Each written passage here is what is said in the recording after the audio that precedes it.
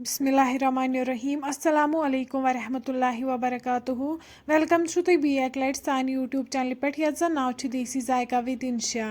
Video start करने brought अगर तुम सान चैनल पे नई छो सान यूट्यूब चैनल करो सब्सक्राइब वीडियो करो लाइक तो शेयर भी दीजो पन फीडबैक आज बनाओ इस गंड तो कॉकड़ यमिच रेसिपी बह तुह शेयर कर तो करो अजिच रेसिपी स्टार्ट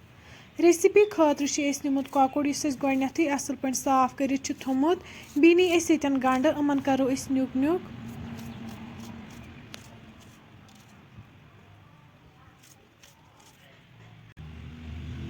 यन रुहन गंड तो कॉकड़ रेसिपी खतर तैयार वन निमो यन दानस पे बान अत मज लागो आब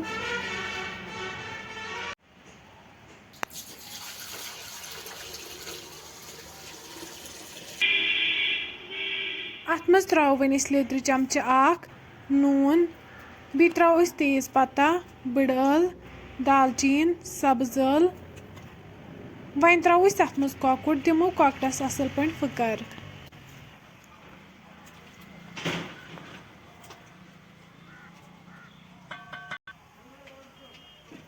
5 मिनट बाद तुलो वन ठाट थोद कॉकड़स फुकर लोगमुत अम पे थो वन दानस पे बी बान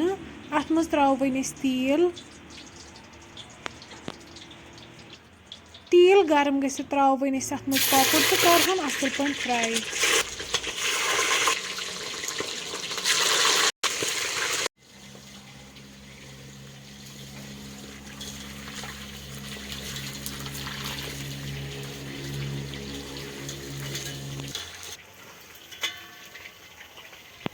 तुम हेकिव वुचित कॉकड़ फ्राई गोमुत वन कड़होन अकिस बानस मज नेबर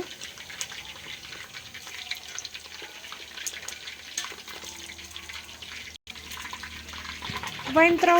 तिलस मज गंड तो रुहन करहोन यह गंड तो रुहन असल पे फ्राई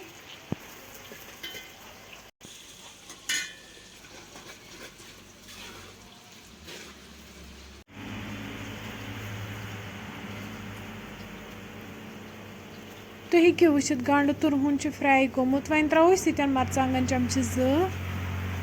यह रलो गंडस तो रुहनस असल पे अम पे त्रो वन यथ मज आब कप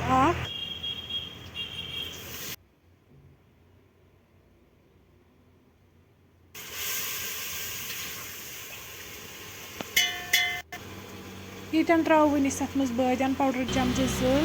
गरम मसाला यह रलो वन असल पे वन त्रो अत मज कॉकड़ तो यह रलो गंडस तो रुहनस असल पे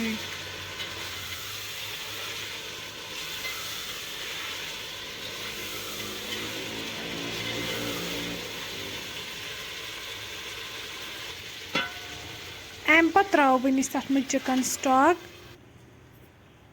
वन थो पे अत लिड यीस कालस अमिच ग्रेवी कम गि 10 मिनट बाद वालो वन यह दान पे बोन तुम हेकिव वुचित अमिच ग्रेवी बिल्कुल कम गमज सोन कॉकड़ यन बिल्कुल तैयार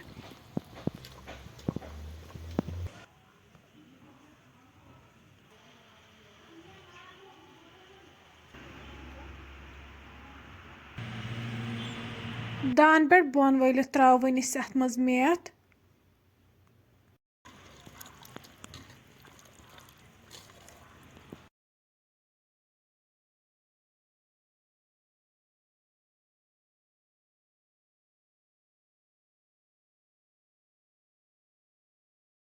तुम हेकिव वुचित गंड तो कॉकड़ यन बिल्कुल तैयार वन करो गर्मा गर्म बतस सर्व फ्रेंड्स अगर तुम सोन वीडियो पसंद आमुत सान यूट्यूब चैनल करो सब्सक्राइब वीडियो करो लाइक तो शेयर भी दीजो पन फीडबैक अल्लाह हाफिज़।